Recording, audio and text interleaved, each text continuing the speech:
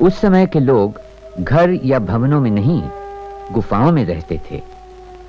वो कंदमूल और शिकार के जानवरों का मांस खाते। ये आदि मानव तस्वीरें बनाना जानते थे। नुकीले पत्थर और लकड़ी के कूंचे से वो गुफाओं की दीवारों पर जानवरों के चित्र बनाते।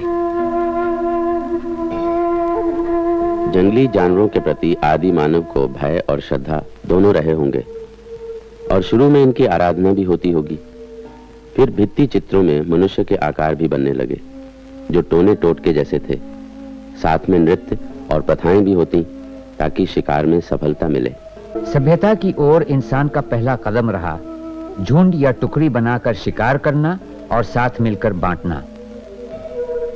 हर इंसान को पहले झुंड के बारे में सोचना होता था, फिर खुद के बारे में। झुंड या कबीला किसी खतरे में पड़ता तो हर एक को एकजुट होकर लड़ना होता।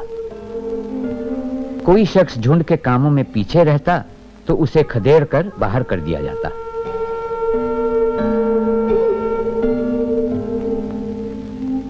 आज के शिकारी अन्नबटोर आदिवासी लोहे के औजार इस्तेमाल करते हैं, मगर आदिकाल की बस्तियों की खुदाइयों से हमें एक ऐसे दौर का पता लगता है जब औजार पत्थर के थे।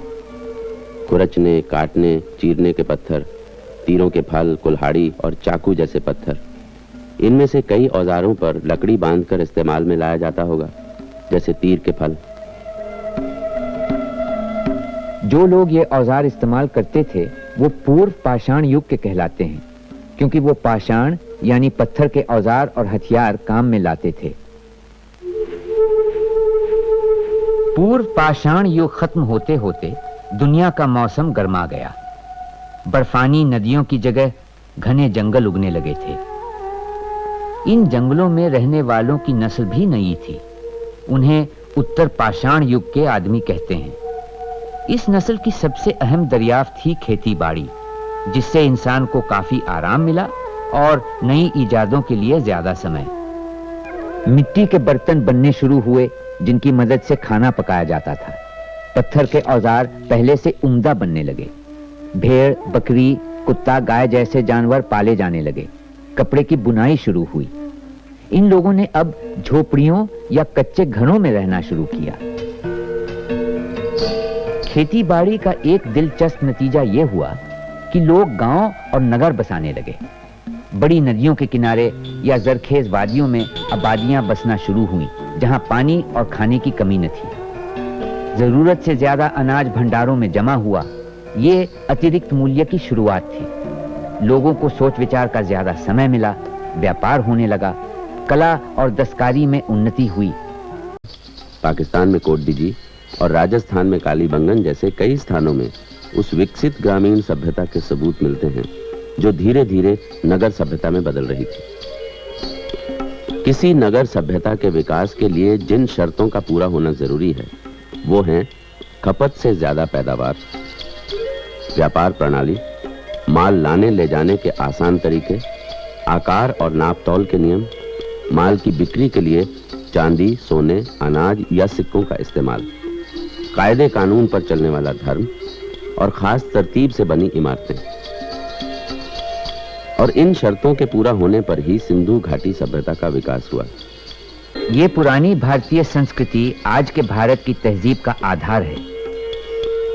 कितनी दिलचस्प और अनहोनी बात है कि इतिहास की शुरुआत से आज तक भारतीय संस्कृति और जीवन का अटूट सिलसिला कायम है। सिंधु घाटी के लोगों का दारोमदार व्यापार से जुड़ा हुआ ही लगता है। ये एक शहरी तहजीब थी जहां का व्यापारी तबका काफी अमीर था और एक अहम किरदार भी निभाता था। सड़कों के किनारे छोटी छोटी दुकानें हुआ करती थीं, बिल्कुल आज के हिंदुस्तानी बाजारों की तरह।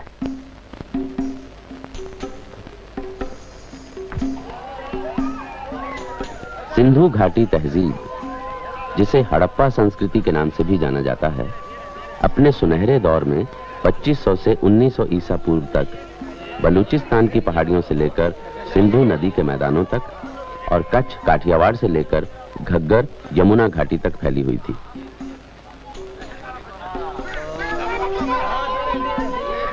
सिंधु के मैदानों पर मोहनजोदड़ो और हड़प्पा का अधिकार था। लोथल काठियावाड़ की राजधानी थी, कालीबंगन पूर्वी प्रांत का मुख्य शहर था और डाबरकोट पश्चिमी प्रांत का। सिंधु सभ्यता का असर उसकी सीमाओं से बाहर पश्चिम और मध्य एशिया तक में महसूस किया गया।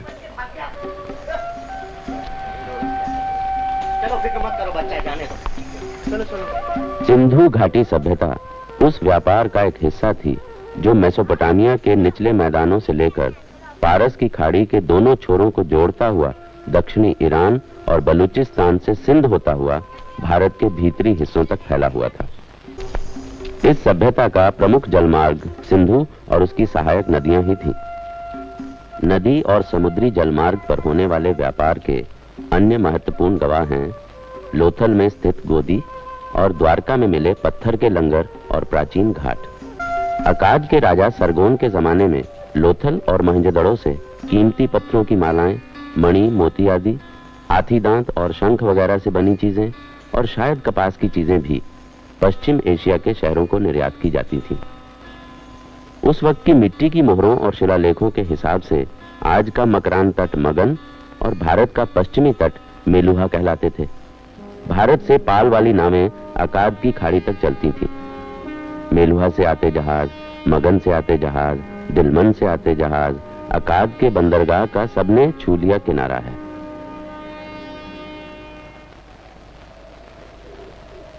इस तरह पता चलता है कि सिंधु घाटी सभ्यता के लोग अपने दौर की मुख्तलिफ तहजीबों से सुमेरिया, ईरान और मिस्र से आपसी व्यापार में जुड़े थे। लगता है सिंधु तहजीब के शहरों के कारीगर ज्यादातर विदेशी बाजारों के लिए ही सामान बनाते थे।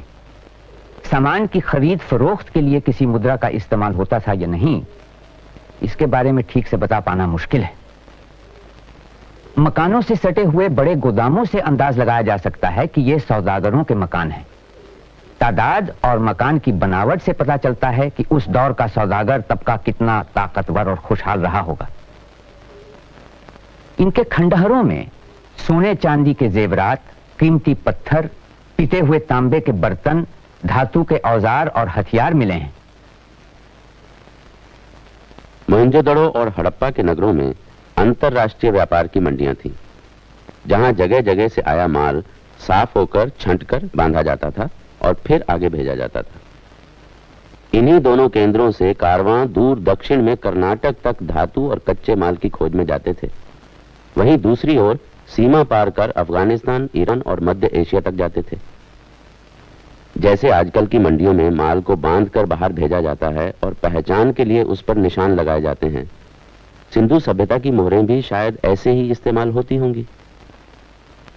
मोहरों पर बने ज्यादातर प्रतीक पशुओं के हैं। सिंधु सभ्यता व्यापार पर निर्भर थी, मगर व्यापारी मुनाफा कहां से कमाता? वो कौन सा बल था जिसने उस स्पष्ट वर्ग विभाजन को बनाए रखा जो व्यापार के पनपने के लिए जरूरी था? आम जनता पर व्यवस्था के नियंत्रण का अंदाजा मंदिर और पुजारी वर्ग की शक्ति से लगाया जा सकता है।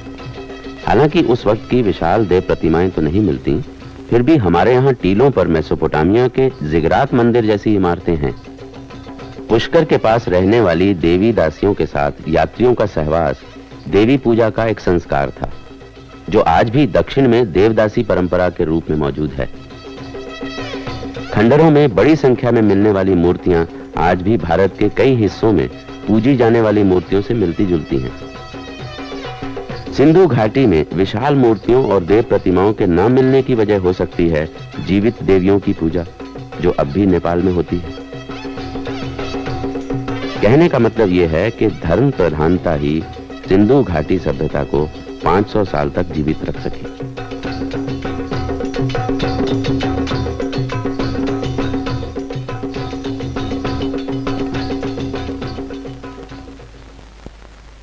सिंधु घाटी सभ्यता के लोग आखिर कौन थे और आए कहां से, ये हम अब तक नहीं जानते। मुमकिन है कि ये देसी तहजीब ही थी और इसकी जड़ें और शाखें दक्षिण भारत में पाई जाती हैं। मंदिर, देवी पूजा और मूर्तियों की आराधना पुराने वैदिक धर्म में नहीं पाए जाते और संभव है कि ये सब अवैदिक जन प्रथाओं की देखा देखी बाद के हिंदू धर्म में अपनाए गए। आखिर क्या हुआ सिंधु घाटी तहजीब को? यह कैसे खत्म हो गई?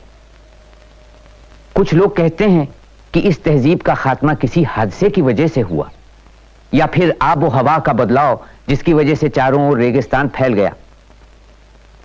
देखा जाए तो मौसम के बदलने का असर कुछ ही भागों पर हुआ होगा, जबकि यह तहजीब सिंधु से गंगा तक फैली थी। शायद इस सभ्यता के अंत का कारण इसके व्यापार का पतन होगा। एक और मत यह है कि लगभग 4000 साल पहले आर्यों के फैलाव की वजह से सिंधु सभ्यता धीरे धीरे नष्ट हो गई। आर्यों ने सिंधु वासियों द्वारा नदियों पर बनाए सारे बांध तोड़कर उनकी खेती का आधार ही मिटा दिया। वेदों में जगह जगह जिक्र आता है कि इंद्र ने उन जलधाराओं को मुक्त करवाया जिन्हें असुरों ने बांध रखा था। राक्षस ऊबड़ खाबड़ जमीन पर काले सर्प सा लेटा था। जब इंद्र ने अपने अंग भंग करने वाले शस्त्र से उस पर प्रहार किया, तब नदियों का प्रवाह रुक गया, धरती डोलने लगी, बड़ी बड़ी चट्टानें और पत्थर रथ के पहियों से लुढ़कने लगे और बंधी हुई समस्त जलधाराएं छूटकर दैत्य के लेटे हुए शरीर पर बहने लगी। ये सभ्यता अचानक नहीं मर गई जैसा कि पहले माना जाता था। उसे अपने स्वरूप में परिवर्तनों के दौर से गुजरना पड़ा।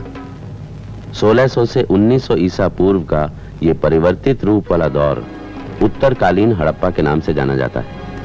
इसके बाद आर्यों का फैलाव हुआ और जैसा कि इतिहास में होता आया है, उन्होंने पुरानी सभ्यता के प्रभाव को धीरे धीरे स्वीकारा और उसके कई पहलू अपना लिए।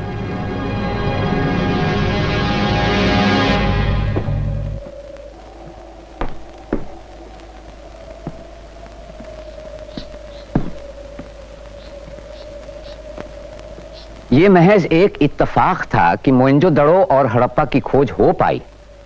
इसमें कोई शक नहीं कि हिंदुस्तान में पुराने शहर और प्राचीन आलार अभी तक जमींदोज हैं।